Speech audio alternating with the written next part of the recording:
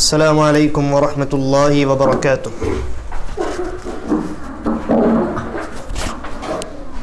الحمد للہ وکفی وسلام علی عبادہ الذین اصطفی، اما بعد۔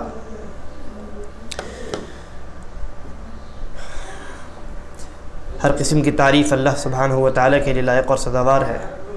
درود و سلام نازل ہو نبی اکرم جناب محمد الرسول اللہ صلی اللہ علیہ وسلم کی مقدس اور پاکیزہ جماعت پر۔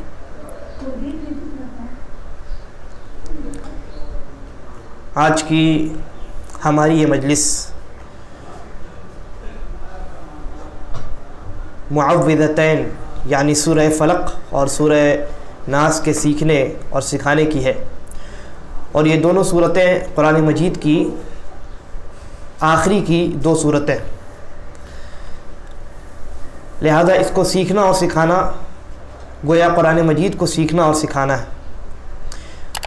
اور قرآن کریم کو پڑھنا، پڑھانا، سیکھنا اور سکھانا یہ اللہ رب العالمین کو بہت زیادہ پسند ہے۔ یہی وجہ ہے نبی اکرم محمد رسول اللہ صلی اللہ علیہ وسلم نے ارشاد فرمایا کہ خیرکم من تعلم القرآن وعلمہ، کہ تم میں سے بہترین ہے وہ انسان، سب سے بہتر ہے وہ انسان جو قرآن مجید کو سیکھے اور سکھائے۔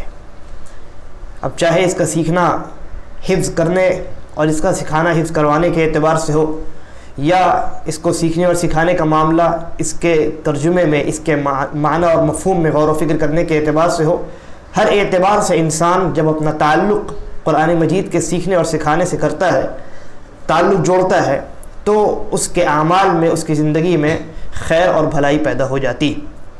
لہذا اسی سلسلے کی ایک کڑی ہماری آج کی یہ مجلس ہے، سورہ فلق اور سورہ ناس کو سیکھنے اور سکھانے والی مجلس۔ اور اس سے پہلے کی دو مجلسوں میں ہم نے سورہ فلق اور ناس، ان دونوں کے فضائل، ان کے تعلق سے ہماری گفتگو ہو چکی ہے، اور سورہ فلق کی مختصر تفسیر اور تشریح آپ کے سامنے پیش کی جا چکی۔ آج کی مجلس میں انشاءاللہ ہم سورہ ناس کے متعلق گفتگو کریں گے۔ آئیے پہلے سورہ ناس کی تلاوت کی جائے اور پھر اس کا ترجمہ دیکھا جائے۔ بسم اللہ الرحمن الرحیم۔ قل اعوذ برب الناس ملک الناس الہ الناس من شر الوسواس الخناس الذي يوسوس في صدور الناس من الجنة والناس۔ ترجمہ کیا ہے؟ اللہ رب العالمین نے کہا قل اعوذ برب الناس، اے محمد صلی اللہ علیہ وسلم آپ یہ کہیے کہ میں پناہ میں آتا ہوں لوگوں کے رب سے، لوگوں کے رب کے پناہ میں آتا ہوں۔ ملک الناس جو لوگوں کا بادشاہ ہے، الہ الناس جو لوگوں کا معبود ہے۔ اب کس چیز سے پناہ میں آتا ہوں؟ کہا من شر الوسواس الخناس، وسوسہ ڈالنے والے اور پیچھے ہٹنے والے کی شر سے۔ الذی یوسوس فی صدور الناس، جو لوگوں کے دلوں میں وسوسہ ڈالتا ہے، من الجنۃ والناس، اور یہ جو وسوسہ ڈالنے والا ہے جس کی شر سے پناہ مانگا جا رہا ہے، یہ جناتوں میں سے ہوتا ہے اور انسانوں میں سے بھی ہوتا ہے۔ یہ آپ نے وہ ترجمہ سنا جو عام طور سے قرآن مجید کے جو اردو ترجمے یا دوسری زبانوں میں جو ترجمے کیے گئے ہیں اور جو ہمارے اور آپ کے گھروں میں موجود ہے وہ ہے، لیکن اس کی جو تفسیر اور تشریح ہے اور اس کے معنی اور مفاہیم میں انسان جب غور و فکر کرے گا تو بہت سارے فوائد انسان کو سمجھ میں آئیں گے۔ اللہ رب العالمین نے کہا قل اعوذ برب الناس، اے نبی صلی اللہ علیہ وسلم آپ لوگوں سے کہیے، آپ یہ کہیے کہ میں پناہ میں آتا ہوں، یعنی اللہ رب العالمین نبی اکرم صلی اللہ علیہ وسلم کو پناہ طلب کرنے کا طریقہ بتلا رہا ہے۔ آپ کہیے کہ میں پناہ میں آتا ہوں برب الناس، لوگوں کے رب کی پناہ میں آتا ہوں۔ الناس یہ خاص طور سے کیوں ذکر کیا گیا؟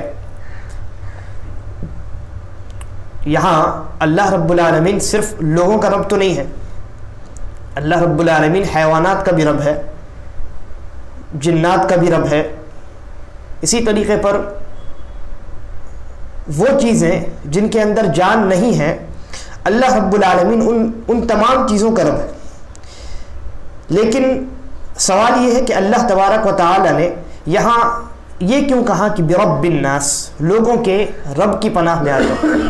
جواب یہ ہے کہ اس سورہ کو تلاوت کرنے والا انسان ہے. گرچہ اللہ رب العالمین پوری کائنات کا رب ہے، لیکن چونکہ یہاں جو بات ہو رہی ہے اور اللہ رب العالمین سے پناہ طلب کرنے والی جو مخلوق ہے وہ انسان ہے، لہذا انسان کو یہ احساس دلانے کے لیے کہ تمہارا جو رب ہے، تمہارا جو مالک اور خالق ہے، تمہیں پیدا کرنے والا، تمہاری پرورش کرنے والا، تمہیں یہ زندگی عطا کرنے والا، تمہاری زندگی کے لیے تمام تر سہولیات میسر کرنے والا، وہ کون ہے؟ وہ تمہارا رب ہے، اور وہ اللہ تبارک و تعالی. گویا یہاں اللہ رب العالمین نے توحید کی 3 قسموں میں سے جو ایک قسم ہے توحید ربوبیت، توحید ربوبیت یعنی رب اللہ کے رب ہونے میں اللہ کو ایک اور واحد تسلیم کرنا، اس توحید کا ہمیں درس دیا ہے. ہم یہ اعتقاد اپنے دل میں پیدا کریں، یہ عقیدہ اپنے دل میں پیدا کریں، یہ تصور مضبوطی کے ساتھ پیدا کریں کہ اللہ رب العالمین کی جو ذات ہے وہی وہ ہے جو ہمیں اس دنیا میں پیدا کرنے والی ہے، ہمیں اس دنیا میں ہماری پرورش کرنے والی ہے، اس دنیا کے نظام کو مکمل طور پر چلانے والی ہے. لہذا وہ رب ہے، وہ پرورش کرنے والا ہے، وہ مالک اور خالق ہے. تو یہی وجہ ہے کہ اللہ رب العالمین نے یہاں رب کا لفظ استعمال کیا ہے اور اس کے بعد الناس کا لفظ استعمال کیا ہے. اور دوسری وجہ یہ ہو سکتی ہے کہ ربوبیت کے تعلق سے دنیا کی کسی مخلوق میں گمراہی نہیں پائی جاتی. کیا آپ نے کبھی سنا ہے کہ کسی حیوان نے یہ عقیدہ رکھا ہو کہ ہمارا خالق اللہ نہیں ہے، ہمارا رب اللہ نہیں ہے؟ نہیں. لیکن آپ نے یہ ضرور سنا ہوگا کہ انسانوں میں سے بعض ایسے ہیں جو ملحد ہیں، بے دین ہیں، اور وہ یہ کہتے ہیں کہ ہمارا کوئی رب نہیں، ہمارا کوئی رب نہیں ہے، بلکہ ہم اپنے آپ پیدا ہو گئے. اور اس تعلق سے بہت ساری تھیوریز آپ کے سامنے پیش کی جاتی ہیں، بہت ساری باتیں، نظریات، افکار، خیالات پیش کیے جاتے ہیں کہ انسان کو کسی نے پیدا نہیں کیا، وہ ایسے ہی اپنے آپ پیدا ہو گئے، بگ بینگ تھیوری وغیرہ. تو یہ جو گمراہی ہے یہ انسانوں کے اندر پائی جاتی ہے. لہذا انسانوں کو ربوبیت کا درس دینے کے لیے، یعنی یہ بتلانے کے لیے کہ تمہارا ایک خالق ہے، تمہارا ایک رب ہے جو تمہاری پرورش کرتا ہے، یہ بتانے کے لیے اللہ رب العالمین نے یہاں خاص طور سے انسانوں کا ذکر کیا.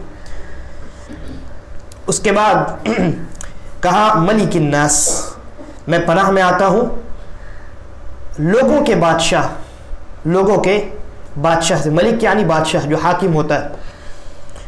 میں پناہ میں آتا ہوں لوگوں کے بادشاہ سے، اس لیے کہ لوگوں میں، حیوانات میں کوئی بادشاہ وغیرہ نہیں ہوتا عام طور سے. مطلب اگر ہوتے بھی ان کے درمیان ہوں گے تو انسان نہیں جان پاتا کہ کون اس میں بادشاہ ہے اور کون اس کے اندر رعیت ہے.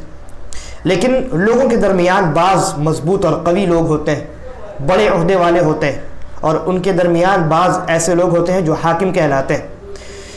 لہذا اللہ رب العالمین نے یہاں کہا ملک الناس، آپ کہیے کہ میں پناہ میں آتا ہوں دنیا میں جتنے لوگ ہیں اور دنیا میں ان لوگوں میں جتنے حاکم ہیں، جتنے بادشاہ ہیں، جتنے ملوک ہیں، ان تمام کا جو بادشاہ ہے، ان تمام کا جو مالک ہے اور ان تمام کا جو حاکم ہے، جو اصل حقیقی معنی میں جو ملک جس کو آپ کہیں، وہ کون ہے؟ وہ اللہ رب العالمین کی ذات ہے. لہذا اگر دنیا میں بھی کوئی بہت بڑا حاکم آپ کو تکلیف دے رہا ہو تو آپ کے پاس یہ آپشن موجود ہے کہ آپ اس سے بڑے حاکم جو اللہ رب العالمین ہے، آپ اس کے دربار میں، اس کے سامنے اپنی شکایت کو رکھ سکتے ہیں، اس سے پناہ طلب کر سکتے ہیں، اور وہ اس بات پر قادر ہے کہ آپ کو دنیا کے سب سے بڑے حاکم سے بھی پناہ دے دے، اس سے بھی آپ کو بچا لے.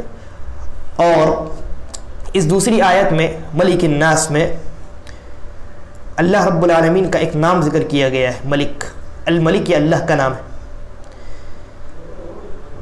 اور اس دوسری آیت کے اندر اگر غور کیا جائے تو آپ کو معلوم ہوگا کہ یعنی اللہ کے کچھ بہت اچھے نام ہیں، ان ناموں میں اللہ رب العالمین کو ایک اور تنہا تسلیم کرنا. ٹھیک ہے. مثال کے طور پہ اللہ رب العالمین کا ایک نام ہے غفور، بخشنے والا. لہذا یہ جو غفور ہے اس کا معنی ہوتا ہے بہت زیادہ بے انتہا، بغیر کسی لمٹ کے بخشنے والا. ٹھیک ہے. تو اس معنی کے ساتھ بغیر کسی انتہا کے، بغیر کسی حد کے، بغیر کسی لمیٹیشن کے بخشنے والا اگر کوئی ہے تو وہ صرف اللہ رب العالمین کی ذات. اس کے علاوہ دنیا میں کوئی ایسی مخلوق نہیں ہے جو آپ کے گناہوں کو معاف کر سکتا ہے. ٹھیک ہے. تو یہ توحید اسماء و صفات ہے. اور اللہ کا ہر اسم کسی نہ کسی صفت پر دلالت کرتا ہے. جیسے اللہ کا جو نام ہے اسم غفور ہے، یہ اس بات پر دلالت کرتا ہے کہ اللہ بخشنے والا ہے. تو بخشنا یہ اللہ کی کیا ہے؟ صفت. تو اس دوسری آیت میں اللہ رب العالمین کا ایک نام ذکر کیا گیا، ملک. اللہ رب العالمین ملک ہے، یعنی کہ بادشاہ ہے. یہ اللہ کا نام ہے. اور دنیا کے اندر بھی ملک ہوا کرتا ہے، لیکن ان کے اندر کمی ہوتی ہے، ان کے اندر نقص ہوتا ہے، ان کے اندر عیب ہوتا ہے. ان کے پاس ہر قسم کا کنٹرول نہیں ہوتا. ظاہر سی بات ہے، جب موت آتی ہے وہ اپنے آپ کو نہیں بچا سکتے اور چلے جاتے ہیں. جب نیند آتی ہے تو ان کو سونا پڑتا ہے. جب بھوک لگتی ہے تو کھانا پڑتا ہے. کبھی کبھی تھک جاتے ہیں تو مجلس میں بیٹھے بیٹھے اونگ آ جاتی ہے. تو یہ جو ملک ہے دنیا کا، بادشاہ دنیا کا ہے، یہ عیب دار ہے. لیکن دنیا کے اندر جتنے لوگ ہیں اور ان تمام میں جتنے بادشاہ ہیں، ان تمام کا جو بادشاہ ہے یعنی اللہ رب العالمین، اس کو نہ نیند آتی ہے، نہ اونگ آتی ہے، نہ بھوک لگتی ہے، نہ اس کو کھانے کی ضرورت ہے، نہ وہ تھکتا ہے، جبکہ وہ اس ملک سے زیادہ کام کرتا ہے. اللہ رب العالمین نے کہا کہ سورہ رحمان کے اندر کہ ہر دن اللہ رب العالمین مشغول ہوتا ہے، کام کرتا ہے. اللہ کے بہت سارے کام ہیں. اللہ نے زمین و آسمان بنایا، کیا یہ بڑی کم چیز ہے؟ لیکن کیا اس کے بعد اللہ رب العالمین کو تھکن محسوس ہوئی؟ نہیں. تو وہ ایسا بادشاہ ہے جس کے اندر ہر قسم کی وہ صفت موجود ہے جس کے اندر خوبصورتی ہے، اور وہ تمام صفات کمپلیٹ صورت میں اللہ رب العالمین کے اندر موجود ہے. تو گویا کہ آپ کو پہلے یہ بتایا گیا کہ آپ کا رب، آپ کو پالنے والا اللہ رب العالمین ہے. پہلے یہ بتا دیا گیا. دنیا کے اندر جتنی چیزیں ہوتی ہیں، جتنے کام ہوتے ہیں، ان سب کا مالک اور ان سب کو کنٹرول کرنے والا اللہ رب العالمین ہے. یہ آپ کو پہلے بتایا گیا.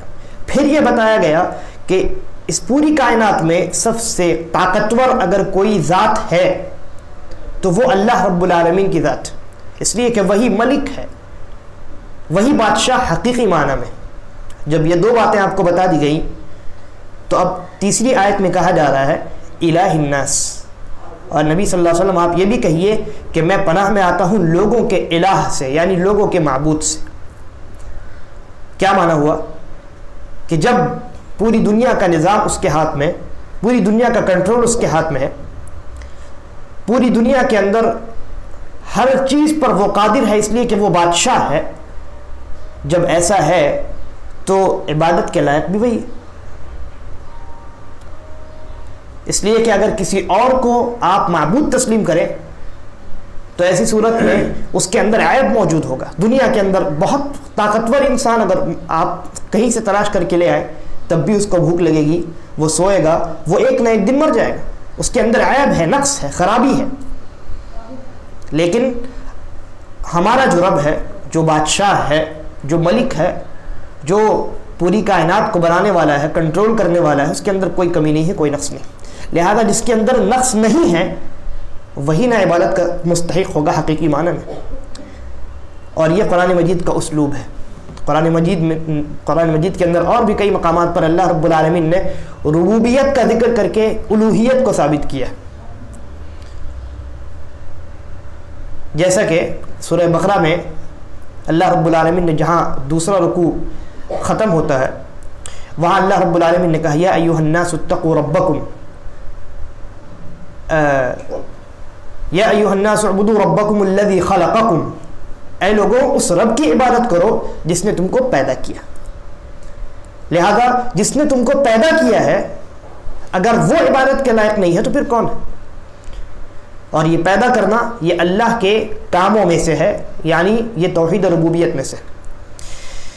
جب پیدا کرنے والا وہ ہے تو عبادت کا مستحق بھی وہ ہے. تو یہ قرآن مجید کا اسلوب ہے کہ اللہ تبارک و تعالی اپنے رب ہونے کا ذکر کرتا ہے اور اپنے رب ہونے کو دلیل بناتا ہے اس بات پر کہ عبادت کا مستحق بھی میں ہوں. اب اس کے بعد جن چیزوں سے یا جس چیز سے پناہ مانگنے کا ذکر کیا گیا اب اس کا بیان آ رہا ہے. اس کے بعد اللہ رب العالمین نے کہا من شر الوسواس الخناس. پہلے تو کس سے پناہ مانگنا ہے اس کا ذکر ہو گیا. اللہ سے پناہ مانگنا ہے, اللہ سے یہ دعا کرنی ہے. پناہ مانگنا یعنی اللہ سے یہ دعا کرنی ہے کہ اے اللہ تو مجھے اپنی حفاظت میں لے لے. کس چیز سے حفاظت میں لے لے؟ کون سی چیز ہے جس کا آپ کو خوف ہے, ڈر ہے کہ وہ آپ کو نقصان پہنچائے گا؟ اب اس کا ذکر آگے آ رہا ہے.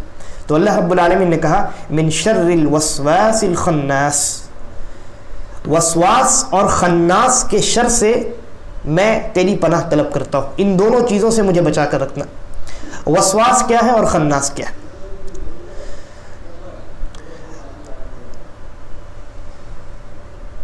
وسواس کہتے ہیں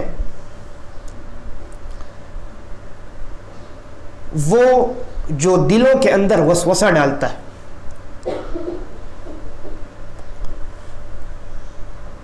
دلوں کے اندر وسوسہ ڈالتا ہے اور جس کے دل میں وسوسہ ڈالا جاتا ہے اس کو سمجھ میں نہیں آتا. کوئی بات, کوئی خیال اس کے دل میں وہ ڈال دیتا ہے اور وہ جو انسان ہے جس کے دل میں وہ بات ڈالی گئی ہے وہ اس بات پر عمل کرتا ہے. اگر وہ غافل ہو اور اپنے دل کی بات سن لے تو بسا اوقات گمراہ ہو جاتا ہے. اس کے بعد کہا الخناس,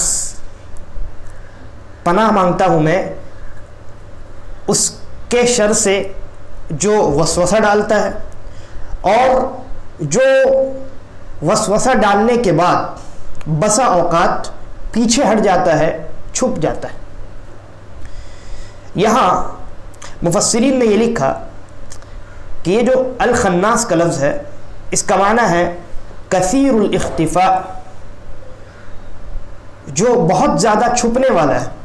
پہلے ظاہر ہوتا ہے انسان کے دل میں وسوسہ ڈالتا ہے, لیکن اگر شرط ہے اگر وہ انسان اللہ کا ذکر کرتا ہے تو یہ جو وسوسہ ڈالنے والا ہے یہ پیچھے ہٹ کے چھپ جاتا ہے. اور یہ کون ہے؟ ابھی اس کا آگے بیان آئے گا یہ کون ہے. لہذا پناہ طلب کی گئی کس کے شر سے؟ جو انسان کے دلوں میں وسوسہ ڈالتا ہے. اگر وہ انسان اللہ کے ذکر سے غافل رہا تو ایسی صورت میں اس کا وسوسہ کام کر جائے گا اور یہ برابر اپنا کام وسوسہ ڈالنے والا کام کرتا رہے گا, گمراہ کرتا رہے گا, عجیب عجیب خیالات پیدا کرتا رہے گا.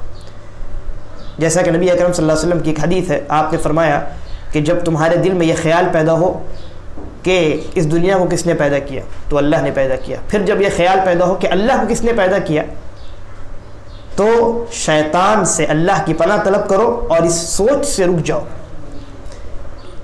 اس لیے کہ یہ جو سوچ تمہارے دل میں آئی ہے یہ شیطان کی جانب سے, اور جب تم اللہ کا ذکر کرو گے, شیطان سے اللہ کی پناہ طلب کرو گے تو یہ جو شیطان ہے یہ خناس بن جائے گا. خناس بن جائے گا یعنی جیسے ہی اللہ کا ذکر ہوگا یہ فوراً پیچھے ہٹ کر کے چھپ جائے گا. اپنا اثر, اب اس کا اثر اس انسان پر نہیں چلے گا. ٹھیک ہے, تو وسوسہ ڈالنے والے کے شر سے پناہ میں آتا ہوں. وہ کیا کرتا ہے, کیسے وسوسہ ڈالتا ہے؟ اللہ رب العالمین نے کہا الذی یوسوس فی صدور الناس. یہ جو وسوسہ ڈالنے والا ہے اور جو اللہ کے ذکر کے وقت پیچھے ہٹ جاتا ہے, چھپ جاتا ہے, اس کا وسوسہ کام نہیں کرتا. یہ وسوسہ ڈالتا کہاں ہے؟ الذی یوسوس فی صدور الناس, جو لوگوں کے سینوں میں وسوسہ ڈالتا ہے, جو لوگوں کے سینوں میں. اور سینے کا ذکر اس لیے کیا کہ سینے سے ہو کر کے یہ جو وسوسہ ڈالنے والا ہے یہ دل تک پہنچتا ہے. ٹھیک ہے, اور جب دل تک پہنچتا ہے تو ایسی صورت میں اگر انسان اپنے دل کی بات سننے لگتا ہے. اب اللہ رب العالمین آگے بیان کر رہا ہے کہ یہ جو وسوسہ ڈالنے والا ہے جس کا ذکر ہو رہا ہے, جو وسوسہ ڈالتا ہے, لوگوں کو گمراہ کرتا ہے اور اللہ کا ذکر جب کیا جاتا ہے تو یہ پیچھے ہٹ جاتا ہے، اس کا وسوسہ ختم ہو جاتا ہے. یہ ہے کون حقیقت میں؟ اللہ رب العالمین کہتا ہے من الجنۃ والناس. یہ جو وسوسہ ڈالنے والا ہے یہ جناتوں میں سے بھی ہوتا ہے اور انسانوں میں سے بھی ہوتا ہے. علماء نے اس حدیث کی شرح، اس آیت کی شرح میں یہ لکھا ہے کہ جس طریقے سے انسان کو گمراہ کرنے کا کام جنات میں سے بعض گمراہ جو ہوتے ہیں، جو حقیقی معنی میں شیاطین ہوتے ہیں، وہ کرتے ہیں، اسی طریقے پر انسانوں میں بھی بہت سارے شیاطین ہوتے ہیں. جس طریقے پر ایک شیطان ہوتا ہے جس کی پیدائش آگ سے ہوئی ہے اور وہ جنات ہے، وہ جن ہے حقیقی معنی، لیکن اس نے ابلیس کی پیروی اختیار کی ہے، اللہ کی اتباع کو چھوڑ دیا، لہذا وہ شیطان ہے، وہ جنوں کا شیطان ہے. تو جس طریقے سے جنوں کا شیطان انسان کے پاس آتا ہے اور انسان کے دل میں وسوسہ ڈالتا ہے، اسی طریقے پر انسانوں میں سے بھی بہت سارے ایسے لوگ ہیں جو اللہ کی شریعت کی جانب سے منہ موڑ لیتے ہیں اور انسانوں کے درمیان رہتے ہیں اور انسانوں کو گمراہ کرنے کا کام کرتے ہیں. دونوں کی مثال میں آپ کے سامنے پیش کرتا ہوں. جنات وسوسہ ڈالتے ہیں، اس کی مثال نبی اکرم صلی اللہ علیہ وسلم ایک بار معتکف تھے، مسجد نبوی کے اندر اعتکاف کر رہے تھے رمضان کے مہینے میں. ان کی بیوی حضرت صفیہ رضی اللہ عنہا ملنے کے لیے نبی اکرم صلی اللہ علیہ وسلم کے پاس آئی. ام المؤمنین صفیہ رضی اللہ عنہا نبی اکرم صلی اللہ علیہ وسلم سے ملنے کے لیے مسجد میں آئی. ملاقات کے بعد جب وہ جانے لگی تو نبی اکرم صلی اللہ علیہ وسلم نے کہا کہ میں تمہارے ساتھ چلتا ہوں، تمہیں گھر تک پہنچا دیتا ہوں. چنانچہ دونوں نکلے اور رات کا وقت تھا. نبی اکرم صلی اللہ علیہ وسلم اور ام المؤمنین صفیہ رضی اللہ عنہا راستے میں جا رہے تھے کہ کچھ دو چند انصاری صحابہ کا وہاں پر سے گزر ہوا. جب انہوں نے اللہ کے نبی صلی اللہ علیہ وسلم کو دیکھا اور اللہ کے نبی نے ان دونوں کو دیکھا تو اللہ کے نبی کو کچھ خدشہ ہوا. چنانچہ آپ رک گئے اور ان کو بلایا اور کہا کہ ہذہ صفیہ، یہ جو میرے ساتھ عورت ہے یہ میری بیوی ہے صفیہ جس کا نام ہے رضی اللہ عنہ. یعنی آپ نے یہ کہا، یہ کہنے کی آپ نے کوشش کی کہ میرے متعلق بدگمان نہ ہو جانا، یہ مت سوچنا کہ یہ اللہ کا نبی کس کے ساتھ گھوم رہا ہے، یہ خیال کہیں تمہارے ذہن میں نہ آئے، خبردار ہو جاؤ، یہ میری بیوی صفیہ ہے. صحابہ نے کہا سبحان اللہ یا رسول اللہ، اے اللہ کے رسول، کیا ہم آپ کے متعلق ایسا سوچ سکتے ہیں؟ صحابہ کی بات ہو رہی، ہم اور آپ، ہمارے پیچھے تو شیاطین دن بھر لگے ہوتے ہیں، لیکن یہاں بات ہو رہی ہے شیاطین کی، بات ہو رہی ہے صحابہ کی. صحابہ کو مخاطب کر کے اللہ کے نبی کہہ رہے ہیں کہ یہ میری بیوی صفیہ ہے، بدگمان نہ ہو جانا، یہ مت سوچنا کہ یہ محمد صلی اللہ علیہ وسلم جو اللہ کے رسول ہے یہ کسی عورت کے ساتھ، کسی دوسری عورت کے ساتھ جا رہے ہیں. تو صحابہ نے بھی جواب دیا کہ سبحان اللہ یا رسول اللہ، اللہ کے رسول، ہم آپ کے متعلق یہ سوچ ہی نہیں سکتے. تو اللہ کے نبی صلی اللہ علیہ وسلم نے یہ جواب دیا کہ ان الشیطان یجری مجری الدم، کہ شیطان جو ہے کہ انسان کو گمراہ کرنے کے لیے انسان کے خون کے دوڑنے کی جگہ میں وہ دوڑتا ہے. یعنی انسان کا خون کہاں دوڑتا ہے؟ اس کے نسوں میں دوڑتا ہے. تو شیطان بھی انسان کو گمراہ کرنے کے لیے اس کے نس میں داخل ہو جاتا ہے اور دلوں میں جا کر کے وسوسہ، برے خیالات پیدا کرتا ہے، بسا اوقات انسان کو بدگمان کرتا ہے. تو یہ مثال ہوئی شیاطین جو جنات میں سے ہوتے ہیں وہ کیسے انسان کے دل میں وسوسہ ڈالتے ہیں. وہ انسان کے خون میں داخل ہوتے ہیں، دل تک پہنچتے ہیں، دل میں وسوسہ ڈالتے ہیں. اب بعض شیاطین انسانوں میں بھی ہوتے ہیں جو ہمارے درمیان رہتے ہیں اور انسان ہوتے ہیں، لیکن وہ کام کرتے ہیں جو جن والے شیاطین، جو حقیقی شیاطین ہیں، ابلیس کی جو اتباع کرنے والے ہیں وہ کرتے ہیں. مثال، آپ نے داڑھی رکھ لی، اچھی خاصی ماشاءاللہ آپ نے داڑھی رکھ لی، اس کے بعد جب آپ اپنے دوستوں سے ملنے کے لیے گئے تو دوستوں میں سے ایک نے کہا کہ کیا بات ہے، مولوی بن رہے ہو، داڑھی رکھ لی تم نے، کہیں ایسا نہ ہو کوئی پکڑ کر لے جائے، کہیں ایسا نہ ہو تمہیں دہشت گرد تسلیم کر لیا جائے، داڑھی چھلوا دو ورنہ تمہاری بیوی تم سے محبت نہیں کرے گی، دیکھو ہمارے ساتھ مت آنا اس لیے کہ ہم داڑھی والے کے ساتھ نہیں رہتے۔ یہ کیا ہے؟ یہ در حقیقت وہی کام ہے جو شیاطین کرتے ہیں۔ لہذا یہ انسان ہے لیکن کام کون سا کر رہا ہے؟ شیطان والا۔ اسی بات کو اللہ رب العالمین نے کہا من الجنت والناس، جو وسوسہ ڈالنے والے ہوتے ہیں وہ در حقیقت جنات میں سے بھی ہوتے ہیں اور انسانوں میں سے بھی ہوتے ہیں، اور ان دونوں کی صفت یہ ہے کہ جب اللہ کا ذکر کیا جاتا ہے تو یہ دور ہو جاتے ہیں۔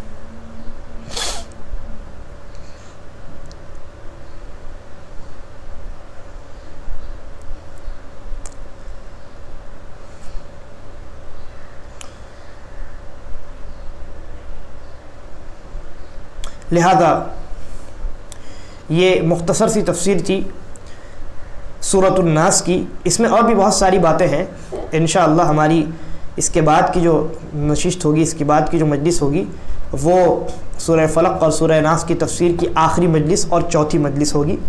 اس مجلس میں ان دونوں صورتوں کے متعلق علماء نے بہت ساری علمی باتیں لکھی ہیں، اور ان دونوں صورتوں سے بہت سارے سبق انسان کو سیکھنے کو ملتے ہیں، اور کئی ایسی چیزیں ہیں کہ جن میں انسان اگر غور کرے تو اس کی زندگی سنور سکتی ہے۔ انشاءاللہ اگلے درس میں ہم یہ کوشش کریں گے کہ ان فوائد کو اور ان اسباق کو، ان سبقوں کو جو علماء نے ذکر کی ہے ان دونوں صورتوں کی روشنی میں، ان کو ایک ایک کر کے بیان کیا جائے اور اس کی ہلکی سی تشریح بھی آپ کے سامنے پیش کر دی جائے۔ اللہ تبارک و تعالی سے دعا ہے کہ وہ ہمیں صحیح سمجھ کی توفیق عطا فرمائے، قرآن مجید میں غور و فکر کرنے، تدبر کرنے، اور صحابہ کرام رضوان اللہ علیہم اجمعین اور ان علماء جنہوں نے صحابہ کرام کی اتباع اور پیروی کی ہے